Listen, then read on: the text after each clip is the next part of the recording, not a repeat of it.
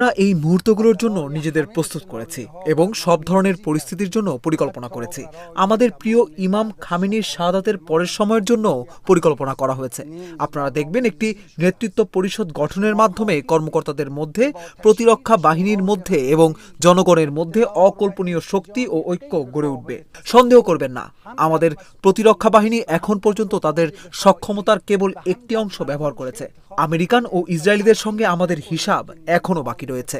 এখানেই খুব স্পষ্ট ও পরিষ্কারভাবে আমি ট্রাম্প, নেতানিয়াহু এবং তাদের এজেন্ট ও সহযোগীদের বলছি, আমি পুনরায় বলছি, এই দুই অপরাধী এবং তাদের সকল সহযোগীদের উদ্দেশ্যে বলছি, তোমরা আমাদের লাল সীমা অতিক্রম করেছো এবং এর মূল্য তোমাদের দিতেই হবে।